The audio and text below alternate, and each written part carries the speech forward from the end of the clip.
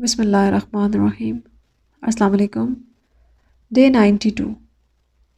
Children mourning and crying from hunger. During the time of the boycott, the Prophet ﷺ had taken his relatives under his protective wings.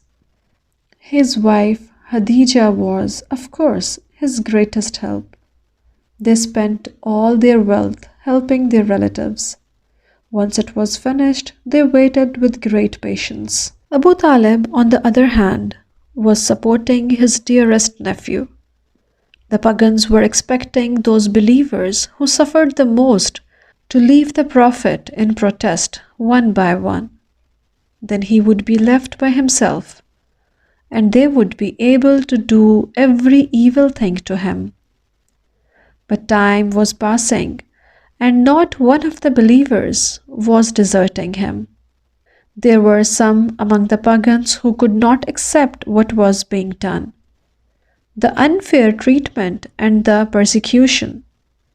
One of those was Hakim, the nephew of Khadijah. He loved his aunt. He was sad to see her experiencing hunger and poverty and difficulties along with her children. He wanted to do something about it. Earlier, he had secretly sent a camel loaded with flour to her. Under the cover of night, he wanted to carry a sack of flour one more time to his aunt. Just about that moment, he met Abu Jahl on the street. Abu Jahl's wide open eyes were staring at him. He roared with anger, "Are you taking food to the Prophet's family?" Sallallahu alaihi wasallam. "If you do that, I will make you the laughing stock of the people." While they were quarreling, a man passing by saw them. He blamed and rebuked Abu Jahl by saying, "What is wrong with you? Are you going to prevent a man from taking some flour to his aunt?" Abu Jahl ignored the man as if he did not hear him. He insisted on standing in Hakim's way. Meanwhile, they could hear the moaning of children coming from Abu Talib's quarters.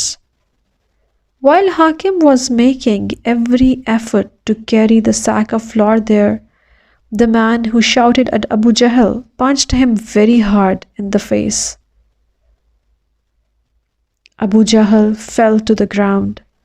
In the confusion, Hakim fetched the sack and succeeded in bringing it to his aunt.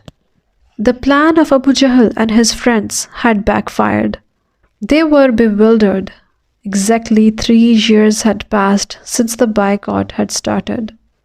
But in spite of so much persecution, no one had disobeyed the Messenger of Allah, sallallahu alaihi wasallam.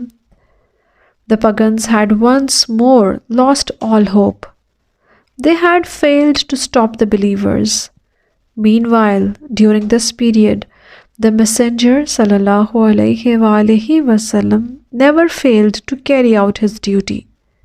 He had worked day and night and never got tired. He was brave. He was trusting in his Lord, Allah the Almighty. He never lost hope. He had always spread hope, joy, and good news. He was waiting for help to come from Allah with prayers on his tongue and patience in his heart.